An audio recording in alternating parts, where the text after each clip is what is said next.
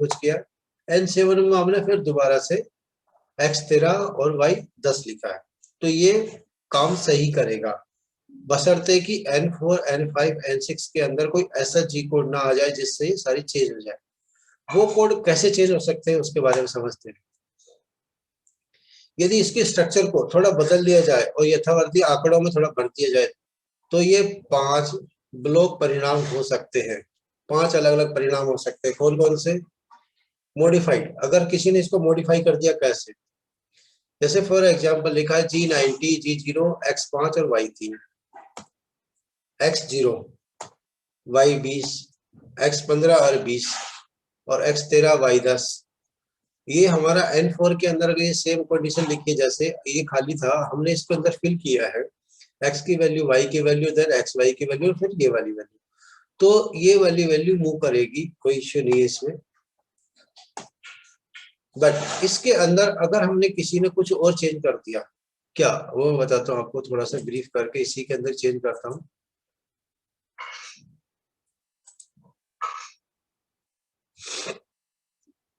इसके अंदर अगर किसी ने यहाँ पे G91 अगर किसी ने लिख दिया तो क्या होगा? ये वाली लाइन तो सही चलेगी, ये वाली लाइन आपकी गड़बड़ हो जाएगी, देन उसके बाद ये लाइन भी गड़बड़ होगी, ये लाइन भी गड़बड़ होगी। क्यों?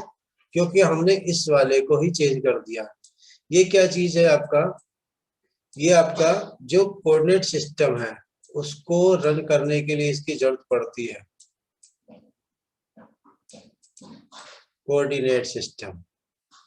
कोऑर्डिनेट सिस्टम ये आपका क्या बोलता है? पोजीशनिंग G90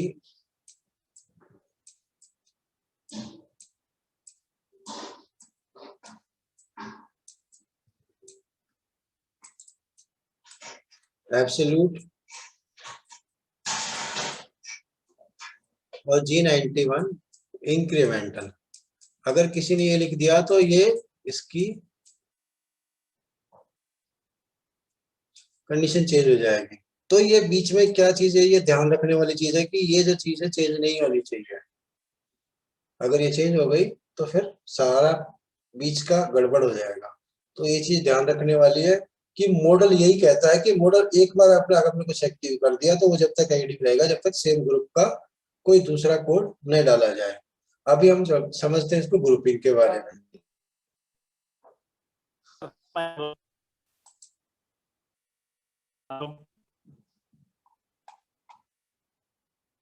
आवाज आ रही है? यस यस बिल्कुल आवाज आ रही है, कहिए। तो जैसे आपने पहले G90 लगाया था एब्सोल्यूट में, बाद ये आपने फिर G91 ले लिया तो ये नॉर्मल कोड हो गया? नहीं नहीं नहीं, नॉन मॉडल नहीं हुआ, नॉन मॉडल नहीं हुआ, ये मॉडल ही है। मॉडल को कैसे काम करता है उसके बारे में बताया है कि सेम ग्रुप का अगर जी कोड आपने अप्लाई कर रखा है और उसी ग्रुप का अगर दूसरा कोड आप लगा देते हो तो ये आपस में एक्सचेंज हो जाएंगे, रिप्लेस हो जाएंगे। अभी वो ग्रुपिंग समझना जरूरी है कि कौन कौन सा ग्रुपिंग इसमें आपस में काम करता है। तो ये मैंने इसलिए बताया कि अगर कोई ऐसे यूज करता है, बशर्ते कि हम क्या करते हैं कि बीच के अंदर ये N4, N6 के अंदर सिमिलर अगर वैल्यू चेंज है तो चल जाएगा। अगर किसी ने कोई कोड ऐड कर दिया, जैसे इसके ऊपर ग्रुप लिखा है G00, अगर G0 की जगह किसी ने G01 लिख दिया बीच में और उसके तो ये मोशन चेंज हो जाएगा, इसका रैपिड की जगह फीड में चल जाएगा। ये चेंजेस हो सकते हैं, इसका मतलब मॉडल ये कहलाता है।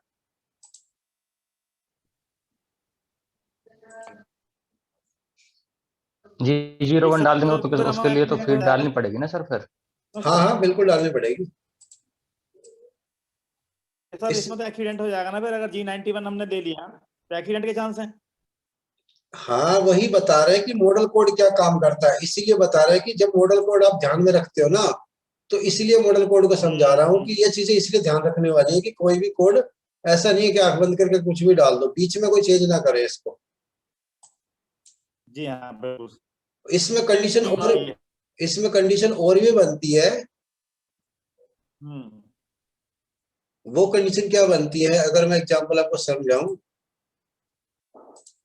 इसमें जैसे फॉर एग्जांपल एक लाइन और लिख देता हूं मैं, जैसे यहाँ पे G0 G90 और आपने कुछ लिखा x की वैल्यू। अच्छा, वो क्या एक्चुअली क्या है कि वो मैं बताने जा रहा हूँ, वो क्या चीज है, मैं ये बताना चाह रहा हूँ कि इसका जो सीक्वेंस है, पहले क्या आना चाहिए, पहले G0 आना चाहिए या G90 आना चाहिए या फिर x की वैल्यू। तो वो क्या है कि वो एक सेंटेंस अलग है, वो ब्लॉक स्ट्रक्चर के बारे में आएगा, वो अभी स्लाइड में है तो ठीक है, नहीं वो अलग से स्लाइड में समझा दूंगा मैं। वो यही चीज दर्शाता है कि पहले आपको क्या लिखना है, बाद में क्या लिखना है, उसके बाद क्या सीक्वेंस रखना है। तो उसके फायदे और नुकसान है। उसमें क्या होता है कि सबसे पहले हमें क्या चाहिए होता है, और वो चीज क्या होता है कि कौन सा पहले रीड करता है, बाद में कौन सा रीड कर सकता है। तो इसमें क्या है कि सेम एक लाइन के अंदर हम एक ग्रुप के दो कोड भी यूज कर सकते हैं, वो भी पॉसिबिलिटीज है। बट उसमें क्या है कि बहुत केयरफुली करना पड़ता है। अगर हम जैसे इंक्रीमेंटल और एब्सोल्यूट अगर एक लाइन में रखना चाहते हैं तो वही पॉसिबल है। मैं आपको एक्सप्लेन कर ही देता हूँ, अगर अभी क्लियर ही कर देता हूँ हाथों हाथ।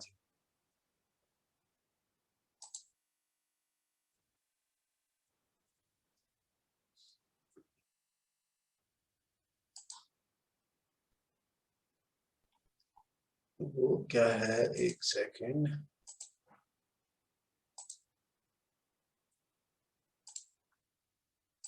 अब मैं आपको प्रोग्राम एग्जांपल बना के दिखा देता हूँ। जैसे किसी ने लिखा, सॉरी, G0 G90, फिर उसके बाद हमने लिखा है G54 x -10 y -200, कुछ भी वैल्यू लिखा, ठीक है। उसके बाद हमने क्या करना है, हमने लिखा है x -20, फिर हमने लिखा है यहाँ पे जस्ट G91 और y -20। तो ये लाइन भी काम करेगी। इसमें क्या होगा आपका, यहां तक की वैल्यू ये आपको जो है ऊपर वाली लाइन एब्सोल्यूट में चलेगी और x20 भी एब्सोल्यूट में चलेगा, लेकिन उसके बाद हमारी y जो चलेगी वो इंक्रीमेंटल में चलेगी। ये चलने के बाद ये भी कर सकते हैं अगर कहीं पे जरूरत पड़ती है, तो जिसको बोलते हैं मिक्स प्रोग्रामिंग, मिक्सर बोलते हैं इसको। तो इसका कंडीशन क्या है कि जो सबसे पहले आया है वो पहले रीड करेगा और जो बाद में आया है वो बाद में रीड करेगा। इसका फंडा ये है।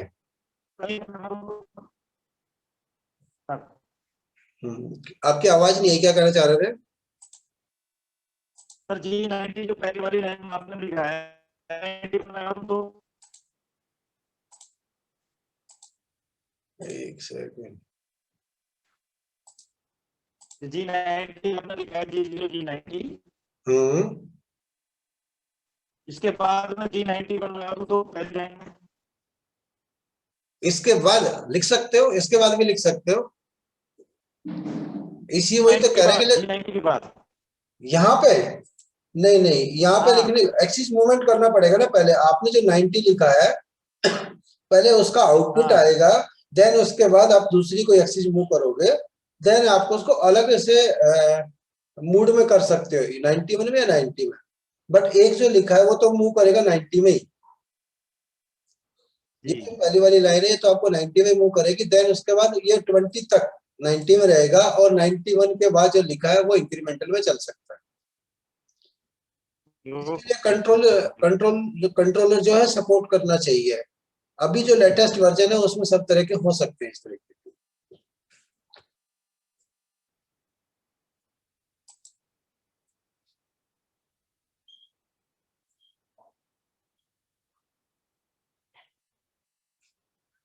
ओके, अभी इसी से आगे चलते हैं। 1 मिनट, अभी जो पेंडिंग रहेगा था उसको आगे करते हैं।